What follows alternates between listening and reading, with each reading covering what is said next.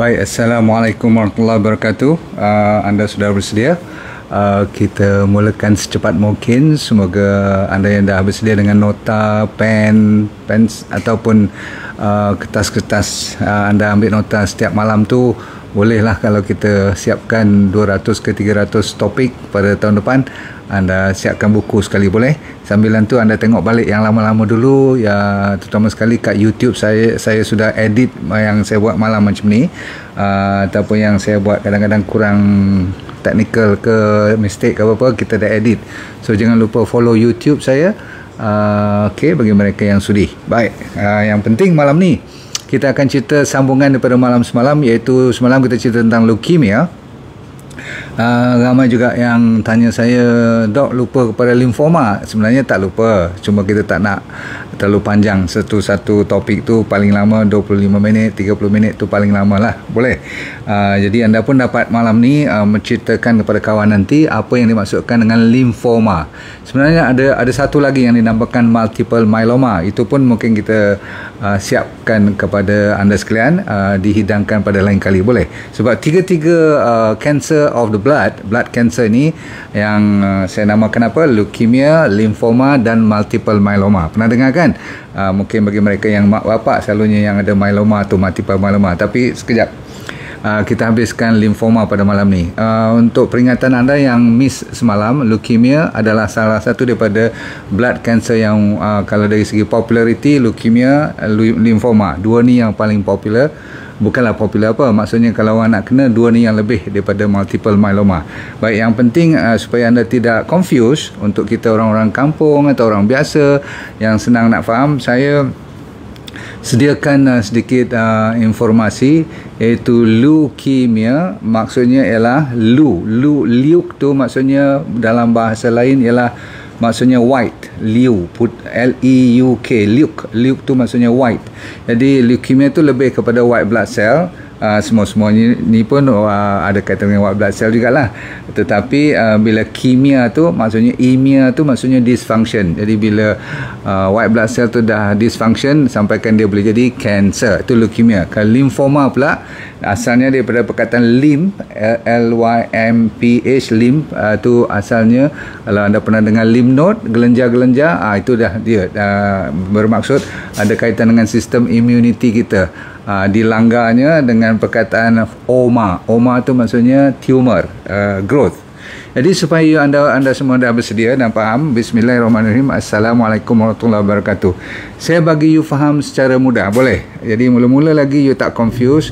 Bayangkan asal usulnya ni daripada mana ni, cuba you tengok. Ni apa ni? Bayangkan ni susu, okey, memang susu pun. Okey, saya beli untuk anda ni nak supaya you faham malam ni. Yang ni butter. Okey. Boleh saya tanya anda, tulis kat situ, ni asal usulnya daripada mana ni? Cepat. Asal usul susu dengan butter ni asalnya daripada mana? Cepat. Okey.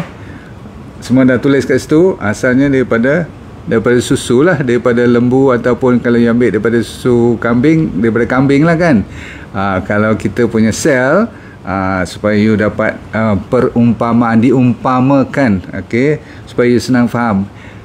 Antara ini dinamakan leukemia. Kalau dia rosak, dia jadi cancerous, dia berbentuk dalam bentuk susu ni. Tapi bila dia dibekukan ataupun dia jadi macam ni dia panggil butter kan. Butter ni diumpamakan sebagai leukemia pula. Apa tu? Satu lagi apa tadi saya sebut? Betul, limfoma. Faham? Semua dapat tangkap cerita ni. Jadi kalau you dapat tengok dengan mata kepala sendiri, fahaman macam ni. Jadi asal usul dua-dua ni sama. Dia datangnya daripada, kalau dari segi darah kita, kalau darah putih ke ataupun lymph, dia punya darah lymph tu, semuanya asal usulnya daripada mana? Daripada tulang som-som. Jadi kalau susu dengan butter ni asalnya daripada susu. Kalau yang ni lembu, susu lembu lah asalnya. Faham?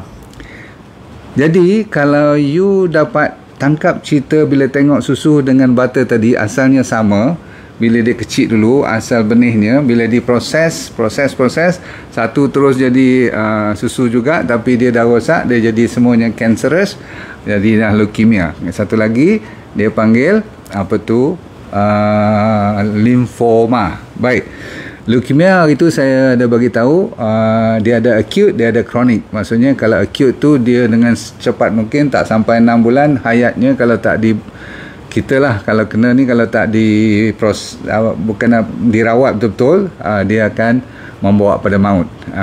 Jadi kalau kronik dia boleh tahan lama lagi. Okey. Cuma kalau kena, malam ni kita nak cerita tentang limfoma ni yang dah jadi beku. Jadi sama juga, instead of dia jadi cair, dia pergi ke tempat-tempat seperti lymph node. Bila dia pergi ke gelenjar tu dia tak suka berpecah belah, dia suka berkumpul. Bila dia berkumpul, sehari demi sehari dia banyak, dia besar. Mula-mula tak rasa, lama-kelamaan boleh rasa. Dan selalunya kalau kanser ni dia tak sakit. Dia tak macam bengkak kena tonsil atau kena infection sakit tekak kan, sore throat kan. Sekarang ni kalau ada masalah virus ke infection, dia bengkak, merah, sakit, demam semua kan. Tapi kalau you lymphoma, dia boleh keluar bengkak, you rasa-rasa ada bengkak lah kat sini. Lama kelamaan ni lagi besar.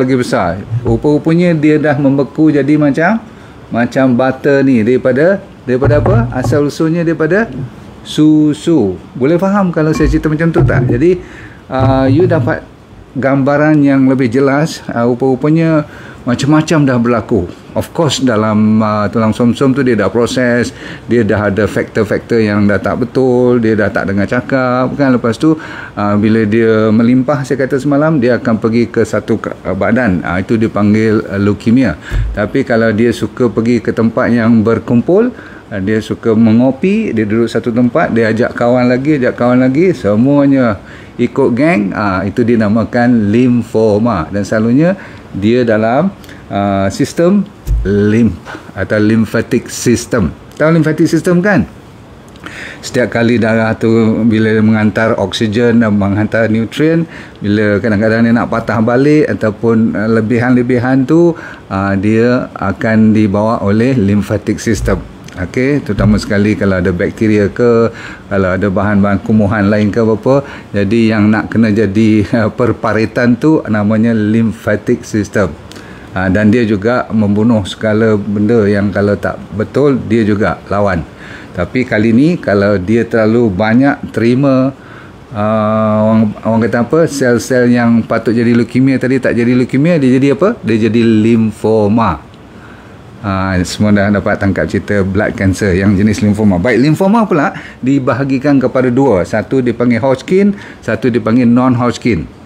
Pernah dengar kan? Kalau orang yang pernah kena cancer blood ni, kalau doktor diagnose dia lymphoma, mesti dia nak tahu sama ada Hodgkin ke non-Hodgkin.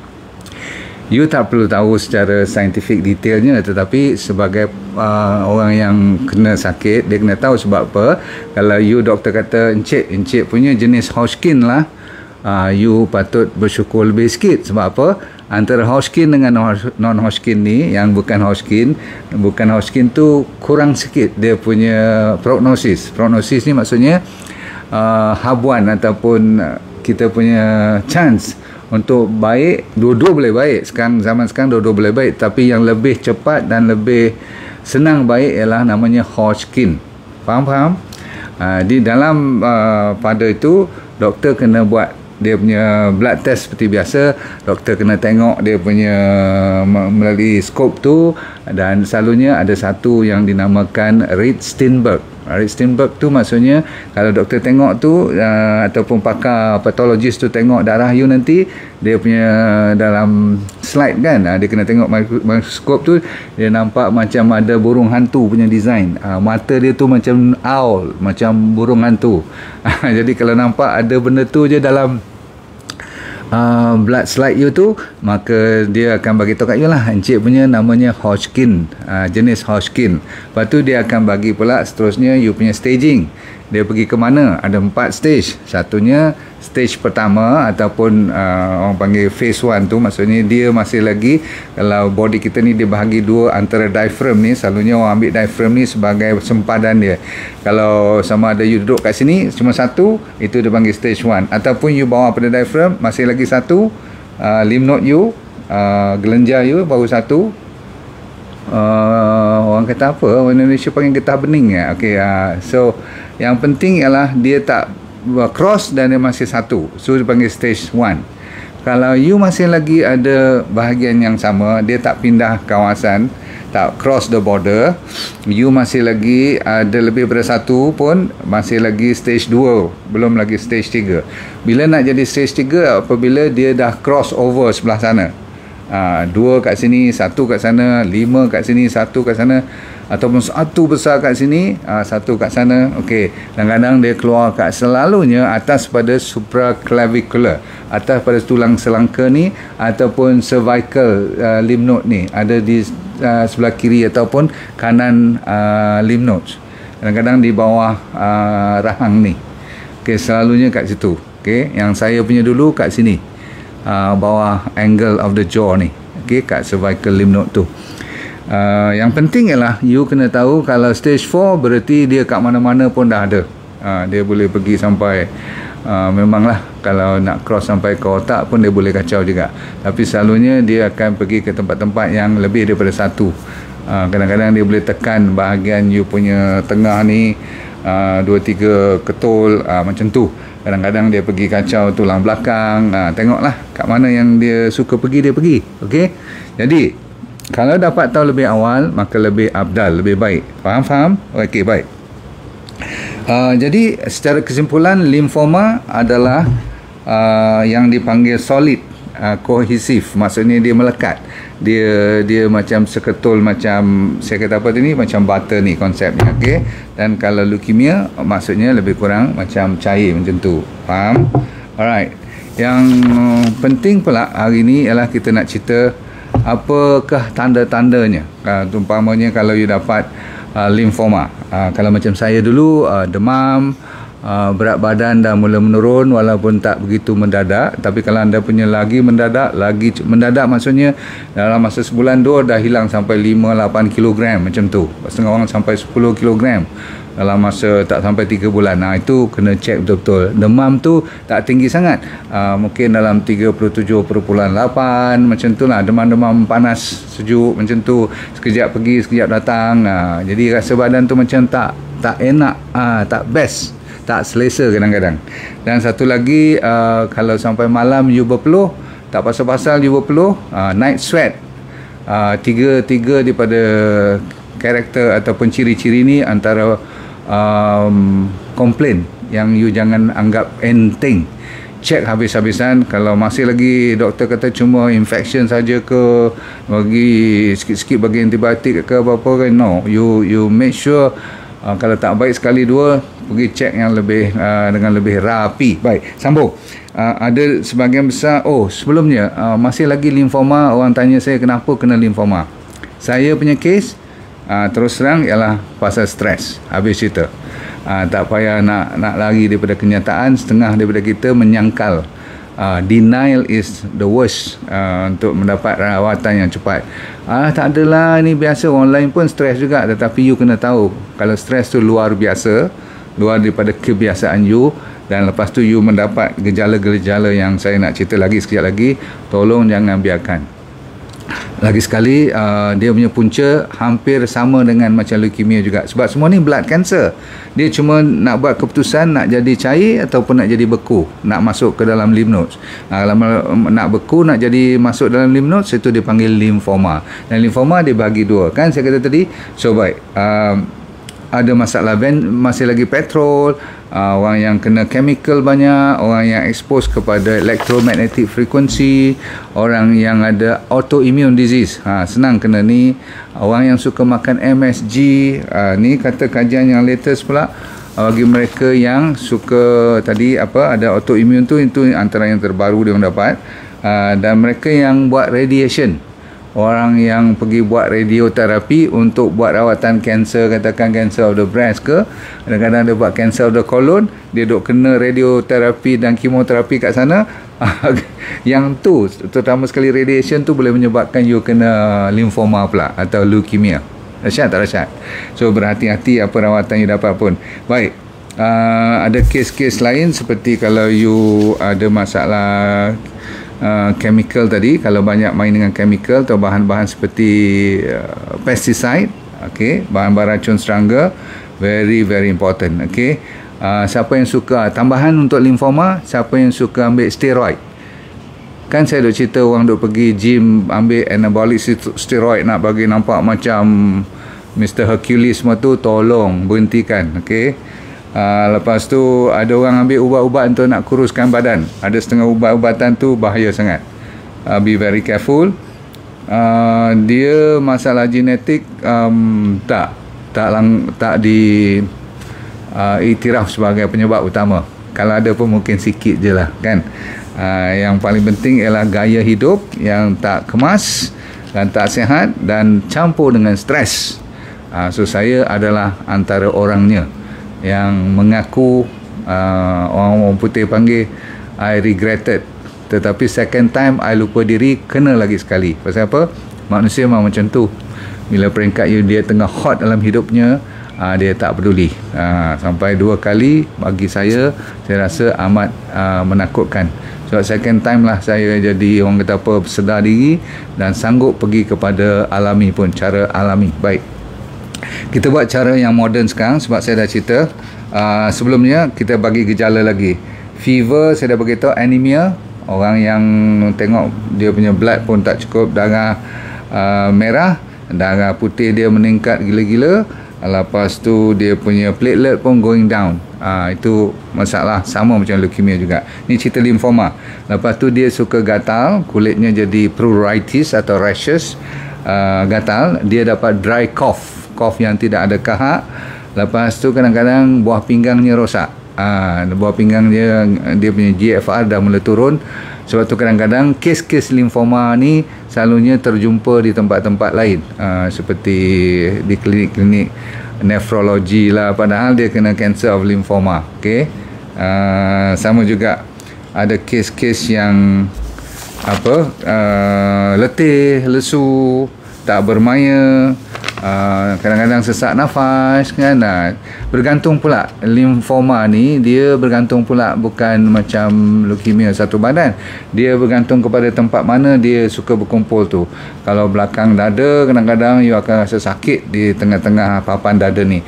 Kadang-kadang dia tekannya bahagian perut, dia tekannya di bahagian katakan dekat dengan liver dan sebagainya tu, bergantung kat mana dia tekan. Kalau saya tu dia tekan kat belakang ni dan di dalam tu mungkin terganggu dengan tube, eustachian tube tu, maka saya jadi tak lepas, selalu nak kena blow, semacam nak turun kapal terbang tu kan. Dan saya rasa pekak sebelah sebab ada tekanan kat sini. Dalam pekak saya rasa macam air pula bertakung kat situ, macam kita masuk kat swimming pool je selalu. Dahsyat betul. Okay. So rasa tak sedap lah. Seminggu demi seminggu, dekat 2 minggu saya demam. Bukan 2 minggu, 2 bulan baru saya pergi jumpa doktor. Itu kira awal juga kan. Tetapi bagi saya, kalau saya cerita macam ni kat you all sekarang, jangan tunggu 2 bulan. Dalam seminggu 2 ni pun rasa tak sedap je macam saya cerita ni, tolong pergi terus jumpa dulu. Faham? Okey, baik. Limfoma, kalau you dapat Hodgkin ke non-Hodgkin, ada rawatan yang berbeza. Kalau Hodgkin, dia ada 6 kali, katakan 3 minggu, 3 minggu. Kalau yang non-Hodgkin mungkin 6 kali 2 minggu, 12 round. Mengikutlah zaman moden mungkin lain sikit. Saya dah tak ingat cara rawatan sekarang. Tapi yang penting, doktor moden sekarang mungkin dah ada yang lebih, macam saya kata itu, mungkin yang lebih moden ubatnya, mungkin lebih cepat, ataupun mungkin lebih kurang masalah side effectnya. Namun yang apa you kena buat ialah pergi jumpa doktor cepat-cepat, dapat dia punya blood test, dapat dia punya biopsi. Selalunya kita ambil biopsi lah, lebih senang. Sebab kalau dah tahu gelenjar tu bengkak macam tu, doktor selalu ambil kat situ terus. Dia selalunya ambil biopsi dulu, check. Kalau perlu nanti apa-apa dia bagi tahu, terus kita buat rawatan. Selalunya tak lama, dalam masa seminggu 2 beres lah. Kalau betul-betul you buat dan doktor betul-betul prihatin, dia akan siapkan dalam masa 2 minggu you dah mula buat rawatan. Dan selalunya doktor akan tengok lepas pertengahan buat rawatan tu, katakan macam saya dulu 6 kali, katakan doktor dah janji nak buat dulu. Kali ketiga, maksudnya 3 kali tu doktor akan tanya balik dah ada impact atau tidak. Sebab apa, kadang-kadang kalau langsung tidak ada respon, sampai dah 4 kali pun nampak tak kecut langsung, mungkin dia orang akan tukar dia punya strategi di tengah perjalanan pun dia boleh tukar sebab you tak respon langsung. Macam saya lepas 3 kali dia dah pop bunyi. Jadi dia macam bila pop bunyi tu maksudnya dia buka balik lah. Kalau tidak dia dah block kan saya punya tube ni kan. Bila pop tu maksudnya macam terlepas, terbuka. Jadi wah, dengar apa yang saya cerita kat you tu, dengar apa? Kipas. Dengar bunyi kipas. Padahal kita selama ni kipas tu duk bunyi hari-hari kat rumah, tak rasa apa pun, tak bunyi. Inilah Tuhan nak tunjuk macam mana kuasa dia. Pendengaran tu amat mustahak. Itu bagi kita yang blok pendengaran. Ada orang yang blok apa tu tak boleh telan pun ada. Jangan main-main. Ada kalau dia blok bahagian pernafasan, itu yang boleh batuk-batuk dan sebagainya tu. Faham? Okey. Baik. Lepas tu bila semua dah clear, doktor akan bagi you, orang panggil apa, edah. Tahu edah? Edah ni maksudnya lepas you dah katakan clear, you are in remission. Remission maksudnya dah kecut habis. Alhamdulillah. Kalau tak kecut, dia mungkin kena buat operation ataupun mungkin dia kena buat radiation, tergantung. Tapi selalunya Alhamdulillah, kalau saya kata tadi, Hodgkin you lega cepat sikit. Non-Hodgkin you kena sabar sampai 6 bulan. Lepas tu bila dah baik, setiap 6 bulan doktor akan tengok. Lepas tu kalau dah okey, setiap setahun. Lepas 5 tahun dia akan declare you, orang panggil lepas edah. Maksudnya you are cured. Kalau sebelum 5 tahun dia tak bagi you kata you are cured. Belum lagi sembuh sepenuhnya. Baik, cukup dulu pada anda sekalian. Semoga saya dah bagi sedikit sebanyak fahaman tentang limfoma. So kalau masih lagi you tak berapa puas hati, you nak buat apa lagi, senang aja. Saya malam ni tak fokus kepada diet sebab saya mengharapkan you dah tahu diet untuk orang kanser sekian. Okey, pendek cerita D&D diet lah. Okey, cuma kita kena lebih peka, tak boleh bagi ada treat day langsung. Untuk 3-4 bulan pertama, kalau boleh 6 bulan pertama, you jadi betul-betul strict lah. Paling-paling nak jamah sikit je daging, sikit aja you punya ikan, sikit je telur you. Okey, nak makan sikit-sikit tu no problem. Tapi jangan lebih pada sekali 2 seminggu. Itu betul ikut ya. Lain pada tu saya kata apa, disebabkan stres antara penyebab utama untuk limfoma terutama sekali. Tolong jaga betul-betul, kendalikan stres. Tidur kena cukup. Balik kepada simple berjalan kaki saja, exercise bagi peluh-peluh.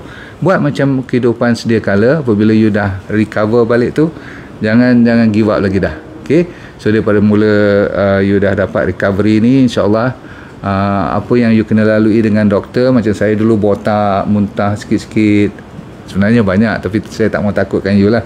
Sebab zaman sekarang saya dengar kata rambut pun dah tak botak, ada ubat lawan tak bagi botak, ada lawan tak bagi muntah, macam-macam dia bagi kat you sekarang. Manja lah zaman sekarang ni. Tapi tak apa, supaya you happy dan you treatment pun outpatient. Kecuali bila dia nak ambil darah macam stem cell saya tu, kena duduk seminggu lah. Tapi kebiasaannya you pergi pagi, balik tengah hari, macam tu. Boleh? Alright. Ada apa-apa soalan? Sebab hari ni kita dah habis awal, dan saya merasakan limfoma ni straightforward ceritanya. Okay? Walau bagaimanapun, kalau tak jaga awal, dia juga boleh membawa maut ya. Sebab kalau dia dah blok kawasan-kawasan yang susah nak kita recover, dah tak boleh operate pun, nak radiation pun berbahaya, dan dia pula dah masuk ke tulang dan pergi ke otak, semua tu amat bahaya. So lebih baik saya cerita ni di peringkat awal ya. Okey, bagi mereka yang tengah melalui, sekarang saya tahu tadi ada kes-kes yang minta saya cerita cepat malam ni supaya dia nak tahu. Janganlah risau, insyaAllah boleh ya. Yang penting buat rawatan dengan doktor, buat rawatan dengan kita pun. Jangan lupa ambil sacha inchi oil, fiber up dengan R-Extra sebagai backup. Tahu backup tak? Sebagai maklum sajalah, kita makan pun tak terkawal. Kita kena banyak suplemen yang strong. Siapa yang rajin boleh ambil RX Lite pun sebagai makanan tambahan. Jangan risau dark chocolate tu very good, dan saya tak bubur susu, saya masukkan santan dalam tu. Baik, saudara sekalian, kita bertemu lagi di video yang terdekat nanti. Majlis ilmu tu sentiasa akan saya minta you buka minda you supaya you boleh belajar, jadi orang yang boleh jaga diri masing-masing dan keluarga. Semoga you dalam keadaan sihat walafiat, satu keluarga, dan dunia bahagia, akhirat anda syurga. Alright, let go and feel good. Bye.